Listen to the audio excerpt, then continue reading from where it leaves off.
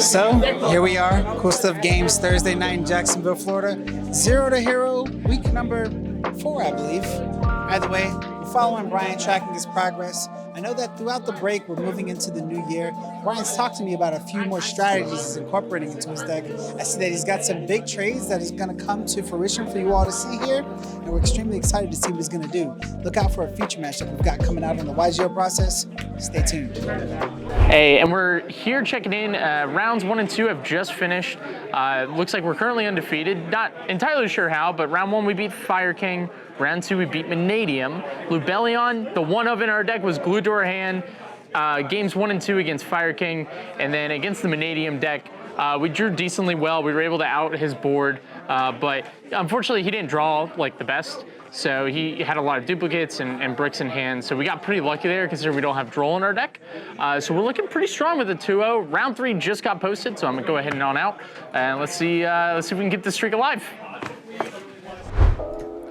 All right, so jumping into our Fire King match, I wanted to go ahead and showcase this because it was a bit of a back and forth. You'll see here that I go ahead and imperm the Ponix. We grab Resonator Call, we get the Soul. We don't have any other starters in our hand.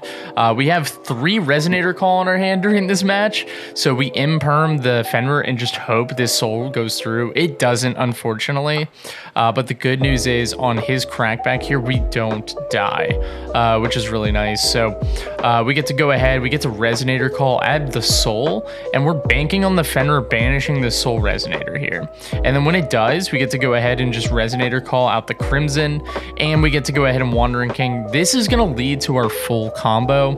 One thing that you're going to see me do that I wish I didn't was go into Calamity. I probably had a lethal line here if I didn't go into Calamity.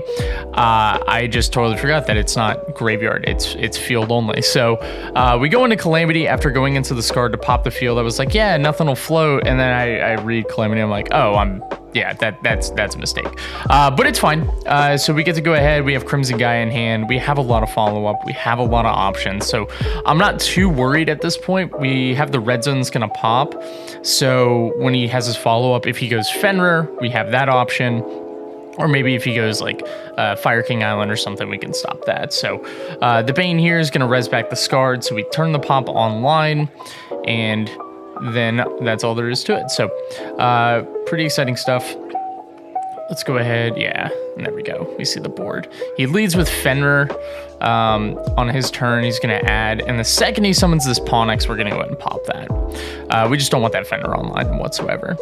He grabs Circle. I think he's trying to go for an OTK, but he doesn't recognize that we can float so much. One thing that I didn't do was use the Calamity to float, so that's something that I wish I did more. So we just summon off of Crimson Guy to summon back the Scarred. The Scarred's going to come out. He's going to kill the Scarred, and then we're just going to summon an RDA. So nothing crazy. With the RDA on board, it does give us another body. We Wandering King for the Uvia loops. That way we can summon off of our red zone. So we're feeling pretty good about this. This is just going to lead to an OTK. We do have the Call by the Grave in hand, so that way when he summons back the Kieran, normally he would be able to float even further by popping something on the board, but you're going to see the Call by the Grave come down to just protect us. So once that happens here, we win the match. All right, we just finished round 5, so that's the last round. We currently have 1 draw, but we have 4 wins, so we're undefeated. That's big quotes there. Undefeated into the final round, which means we're either going to be first or second place after Swiss, which is really exciting. Really excited to see those standings. Unfortunately, though, the store is out of product. Somebody came in, Jorge, and bought all the product that we needed, which was the last 10. So we're going to be talking to them, see what we can do. I'm sure maybe we can they have an online inventory. Maybe we can pull from the online inventory to supplement that. So we'll take a look. But first things first, let's see where we place. All right, Yu-Gi-Oh players, your top 8 is Jorge, Brian, Romeo, Ryan, Sherrod, Andrew, Gabriel, and Bradley. Hello, Brent YGO channels, viewers. In my hand, I hold the very last Megaton here at Cool Stuff. You see, your champion was trying to win this today, and I made sure to buy the exact last one, and I will never open it. Never. 2 hours later. So let's go ahead and crack this open. I wanted to go ahead and crack the shrink wrap beforehand, but sometimes we just jump in. Okay.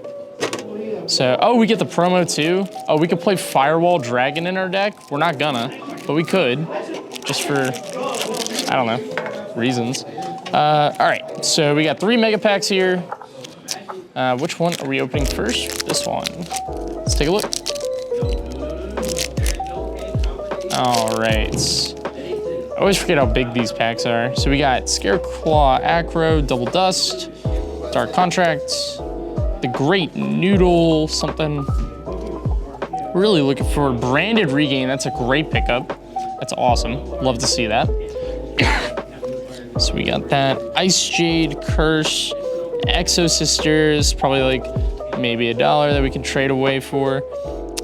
Pit Knight, Blazing Cardesia. That's probably a few dollars at this point, so it's not bad trade fodder there. Floowandereeze. Unfortunately, we will not be using that card, and some other commons here. We'll just throw those to the bottom, move on to the next pack. Really excited about the Branded Regain pickup there. So now if we can pull the Bellion, we've pretty much halfway to getting where we want to be. So we got some commons. I'm just gonna go through the commons a little quickly.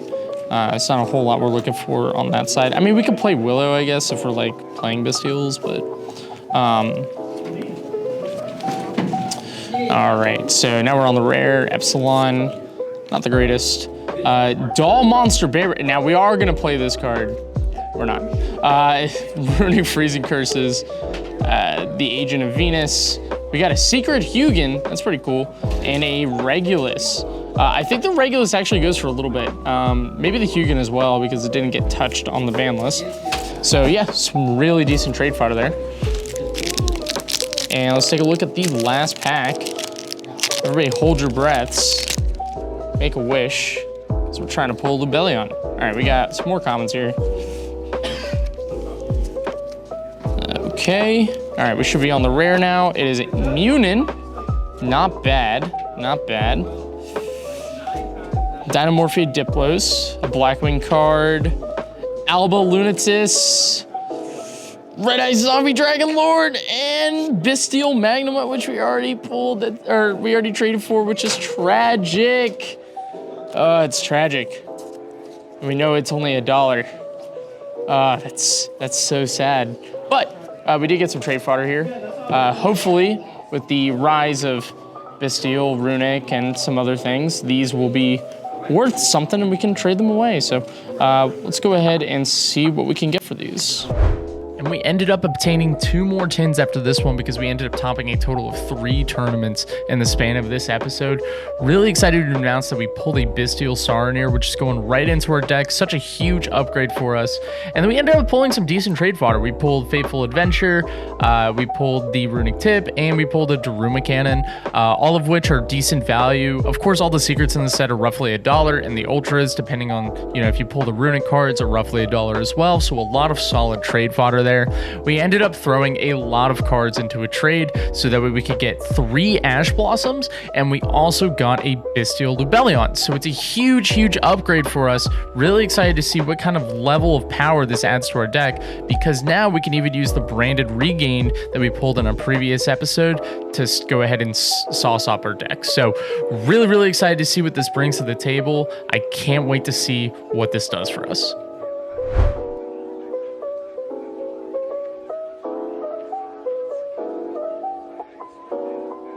Okay, so next time when they get more Megatins in and I buy them all up again, and I pull the Lubellions, because there's no chance I don't. Let me get this straight. So if there's 3 cases of product, you're buying them all? No, I'm not going to buy 3 cases. I don't have that kind of money. Well, that sucks. I don't have disposable income such as that, but if they're down to, again, just 1 or 2, I'll buy them. All right, well, how does that make you feel? Makes me feel good, because, you're depending on it. I'm slowing your progress down. And you know what this is? You're kicking down the pour. That's what you're doing. Reporter Bob, live on the scene.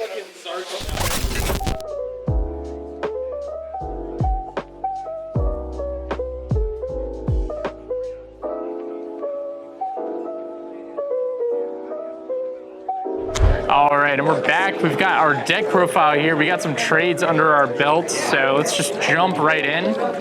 For the tuners, staying with the Uvia loop, we're on 2 Soul Resonator. We don't want to draw more than 1, to be honest with you, and he is part of our combo line, so that's why we bumped it down to 2. I haven't regretted it yet. I'm sure I might eventually. The 2 Synchron Resonator has been crazy so far.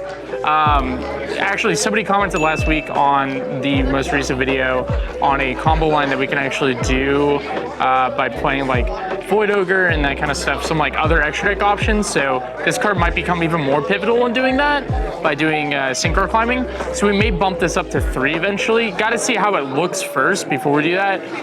But that's kind of my immediate thought. If we could do some like cool level modulation there. Still with the 3 Crimson, still with the 3 Vision. I did some research on the deck. A lot of people were cutting this down to 2. I don't know why. I'm still playing Resonator Command, so that could be why. I think discarding this off Resonator Command is just crazy. It's such a good interaction.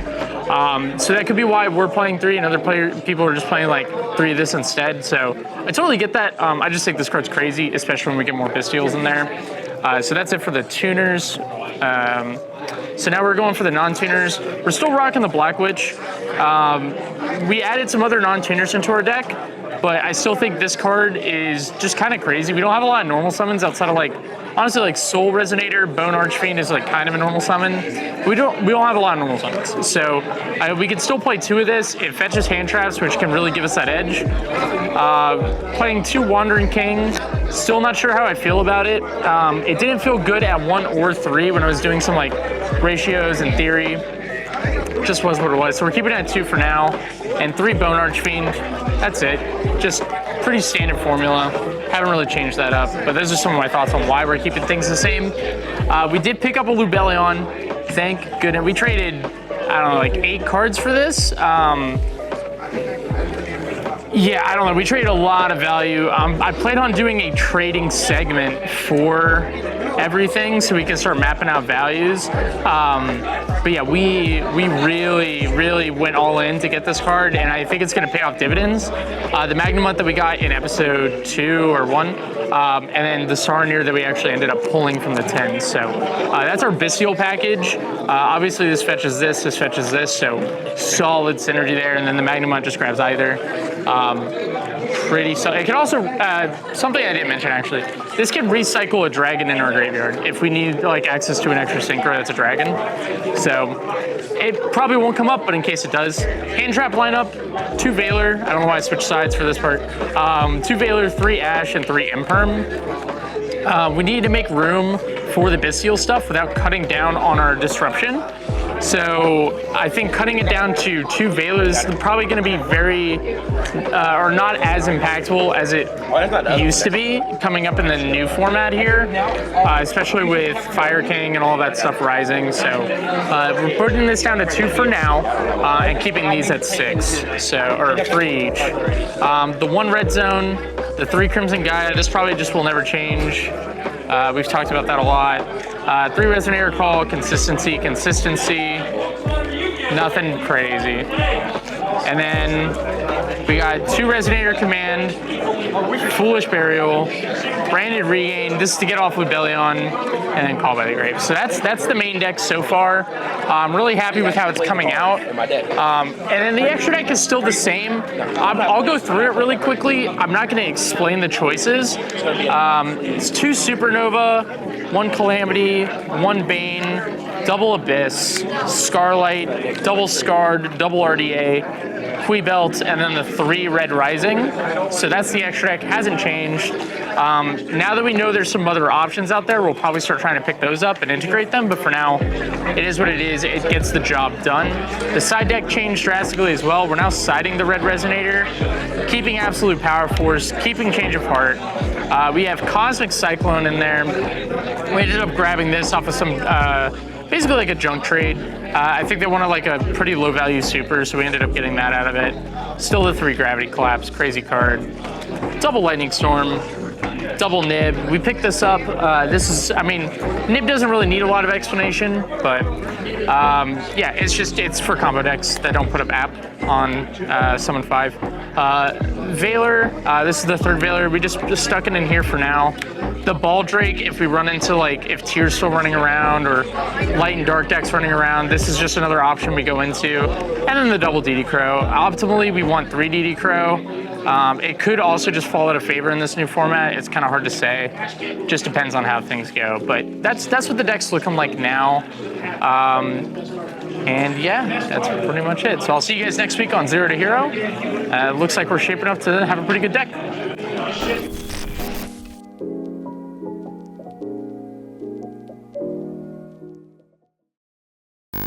I am so happy that I finally get the opportunity to expose Bryn YGO. Let's look.